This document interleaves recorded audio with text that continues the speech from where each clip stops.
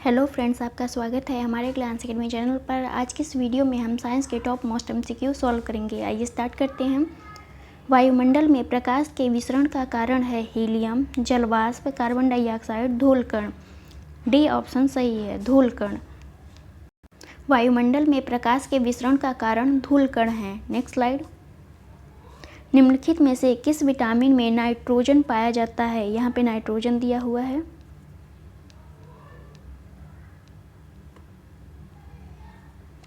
Vitamin A, vitamin B, vitamin C, vitamin D. B option सही है, vitamin B. Vitamin B में nitrogen पाया जाता है। विटामिन बी का रासायनिक नाम थायमीन है। इससे बेरी नामक रोग होता है। विटामिन सी का रासायनिक नाम एस्कॉर्बिक एसिड है और इससे मसूड़े का फूलना या स्कर्वी नामक रोग होता है। विटामिन डी का रासायनिक नाम कैल्सीफेरॉल है और इससे बच्चों में रिकेट्स और ऑस्टियोमेलेसिया वयस्कों में होता है। Next slide. निम्नलिखित युग्मों में कौन सा एक सही सुमेलित नहीं है? विटामिन B5 पेलाग्रा, विटामिन के निक्टालोपिया, vitamin D osteomalacia, vitamin A जीरोप्थेल्मिया। इसका आंसर है बी, विटामिन के सुमेलित नहीं है। निक्टालोपिया रतौंधी रोग है जो विटामिन ए की कमी से होती है। विटामिन ए का रासायनिक नाम रेटिनॉल है। Next slide.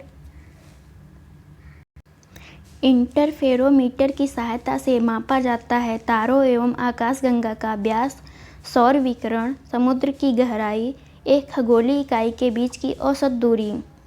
ए ऑप्शन सही है, तारों एवं आकाशगंगा का व्यास। Next slide.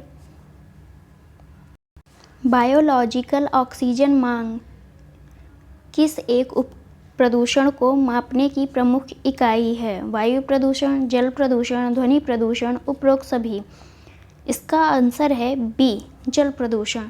जैव ऑक्सीजन मांग या बायोलॉजिकल ऑक्सीजन डिमांड, इसी को बीओडी भी कहते हैं, जल प्रदूषण मापने की मुख्य इकाई है। किसी जल क्षेत्र में बीओडी की अधिकता यह संकेत देती है कि उस क्षेत्र का जल सीवेज से प्रदूषित हो रहा है। Next slide. निम्नलिखित में से कौन से वायु प्रदूषण रोकथाम की यंत्रीय विधि है?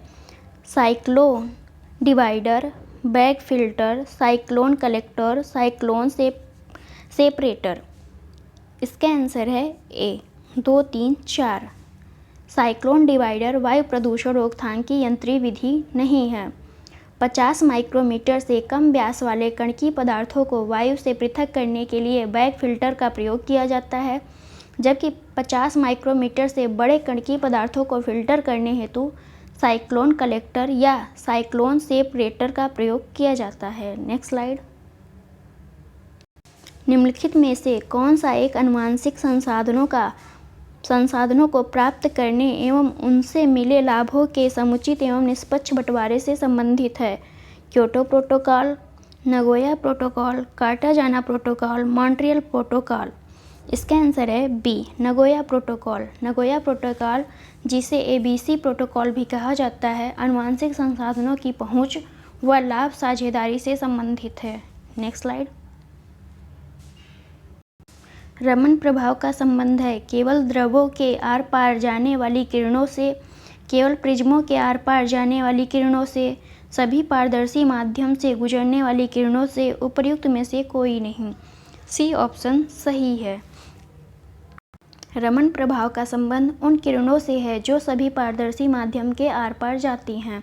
Next slide. निम्नलिखित युग्मों में से कौन सा एक सही सुमेलित नहीं है? सेरोलॉजी रुधिर सीरम का वैज्ञानिक अध्ययन, हर्पेटोलॉजी पर्वतों का अध्ययन, ऑर्निथोलॉजी पक्षियों का अध्ययन, जेरंटोलॉजी वृद्ध होने की प्रक्रिया का अध्ययन। इसका आंसर है बी सही सुमेलित नहीं है। हर्पेटोलॉजी उभयचरों एवं सरीसृपों के अध्ययन से संबंधित है और सभी सुमेलित हैं। Next slide. कवक से संबंधित निम्नलिखित कथनों पर विचार करें। LSD एक विभ्रमी पदार्थ है जो कवक द्वारा बनाया जाता है। ये प्रोटीन एवं विटामिन के मुख्य साधन हैं। उपर्युक्त में से कौन से सही हैं? इसका आंसर है सी, दोनों ही सही हैं। Next slide. यदि किसी व्यक्ति का रुधिर दाब बहुत कम हो गया हो तो इनमें से कौन सा हार्मोन देने पर उसे लाभ होगा?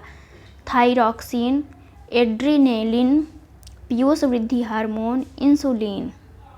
इसका आंसर है बी, एड्रीनेलिन। यदि किसी व्यक्ति का रुधिर दाब बहुत कम हो गया हो तो एड्रीनेलिन हार्मोन देने पर उसे लाभ होगा। Next slide. ऊतकों का अध्ययन निम्न में से किसके अंतर्गत किया जाता है? Pathology, histology, pharmacology, pomology. इसका आंसर है बी, हिस्टोलॉजी। ऊतकों का अध्ययन या टिश्यू का अध्ययन हिस्टोलॉजी के अंतर्गत किया जाता है। Next slide. निम्न पर विचार करें। एल्ब्यूमिन, ग्लोब्यूलिन, न्यूक्लियोप्रोटीन उपर्युक्त में से कौन से संयुग्मी प्रोटीन के उदाहरण हैं? इसका आंसर है ए, केवल 3। एल्ब्यूमिन तथा ग्लोब्यूलिन एक सरल प्रोटीन होते हैं, जबकि न्यूक्लियोप्रोटीन संयुग्मी प्रोटीन का उदाहरण है। Next slide. निम्नलिखित में से कौन सा एक फास्फोरस घुलाने वाले जैव उर्वरक के रूप में जाना जाता है? Rhizobium, Azotobacter, azolla, bacillus Pseudomonas. इसका आंसर है डी, बैसिलस स्यूडोमोनास फास्फोरस घुलाने वाले जैव उर्वरक के रूप में जाना जाता है। Next slide. यदि दो समतल दर्पण 30 डिग्री कोण पर झुके हों तो उनके मध्य रखी वस्तु के बने प्रतिबिंबों की संख्या होगी 5, 11, 2, अनंत। इसका आंसर है बी, 11। यदि दो समतल दर्पण 0 डिग्री कोण पर झुके हों तो उनके मध्य की रखी वस्तु के प्रतिबिंबों की संख्या 360 डिग्री अपान थीटा या 0 डिग्री -1 होती है। अब 360 डिग्री अपान थीटा की जगह 30 डिग्री रखकर -1 ये फार्मूले से हम निकाल सकते हैं कि कितनी झुकी हुई है समतल दर्पण से। 0 से 0 कैंसिल हो गया, 3 से 3 का नम 3, 3 दूना 6, 12 - 1 तो 11 आ गया आंसर। Next slide. निम्नलिखित युग्मों पर विचार कीजिए तथा कूट के माध्यम से सही सुमेलित युग्मों को पहचानें। सीटी स्कैन, एक्सरे किरण, दूरसंचार, माइक्रोवेव तरंगे, टीवी प्रसारण, रेडियो तरंगे। इसका आंसर है डी, सभी सुमेलित हैं।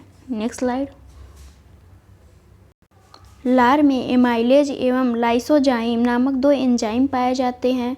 एमाइलेज स्टार्च को शर्करा में तोड़ता है, जबकि लाइसोजाइम भोजन में उपस्थित जीवाणुओं को नष्ट करने में सहायक होता है। बी ऑप्शन सही है। ए तथा आर दोनों ही सही हैं और दोनों एक दूसरे की व्याख्या नहीं करते हैं। Next slide. निम्नलिखित में से कौन सा एक जैव निम्नीकृत नहीं है? ऊनी चटाई, चांदी की पन्नी, चमड़े की थैली, जूट की कटोरी।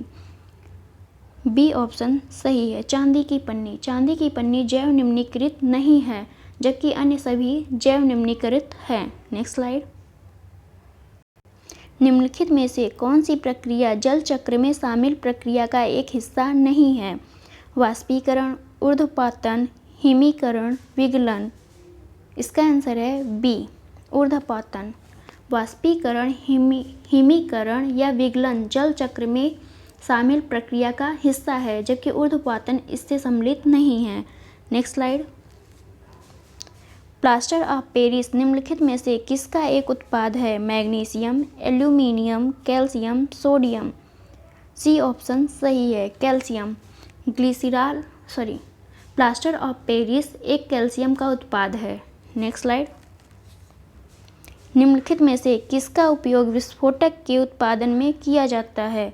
Glycerol, methanol, urea, oxalic acid. A option सही है। ग्लिसरॉल एक कार्बनिक यौगिक है। यह सांद्र नाइट्रिक अम्ल व सांद्र सल्फ्यूरिक अम्ल की उपस्थिति में विस्फोटक पदार्थ नाइट्रोग्लिसरॉल बनाता है। इसका उपयोग डायनामाइट जैसे विस्फोटक पदार्थ में किया जाता है। Next slide. निम्नलिखित युग्मों में से कौन सा एक सही सुमेलित नहीं है? ईस्ट किण्वन, कैसीन दुग्ध प्रोटीन, एलोवेरा आवृत बीजी, घटपर्णी परजीवी आवृत बीजी। इसका आंसर है डी। घटपर्णी कीटभक्षी पौधे होते हैं। यह परजीवी नहीं है बल्कि प्रकाश संश्लेषण क्रिया द्वारा अपना भोजन बनाने में सक्षम होते हैं। Next slide.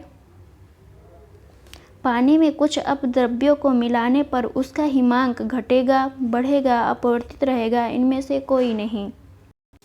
ऑप्शन ए सही है। पानी में कुछ अपद्रव्यों को मिलाने पर सामान्यतः गलनांक कम हो जाता है। 0 डिग्री सेल्सियस पर पिघलती बर्फ में कुछ नमक, सोडा आदि मिलाने से बर्फ का गलनांक 0 डिग्री से घटकर -22 डिग्री सेल्सियस हो जाता है। Next slide. निम्नलिखित में से कौन से दांतों की मजबूती के लिए आवश्यक है? Iodine, fluorine, calcium, phosphorus. इसका आंसर है ए 2, 3, 4। फ्लोरीन, कैल्शियम एवं फास्फोरस दांतों की मजबूती हेतु आवश्यक होते हैं। Next slide. सूची फर्स्ट को सूची सेकंड से सुमेलित करना है। औषधि और स्रोत दिए हुए हैं। पेनिसिलिन कवक से, एंटीपायरेटिक स्परगंधा से, कुनैन सिनकोना के छाल से, निकोटीन तंबाकू से बनाया जाता है। इसलिए इसका आंसर होगा D 2, 1, 4, 3। Next slide. Thanks for watching friends.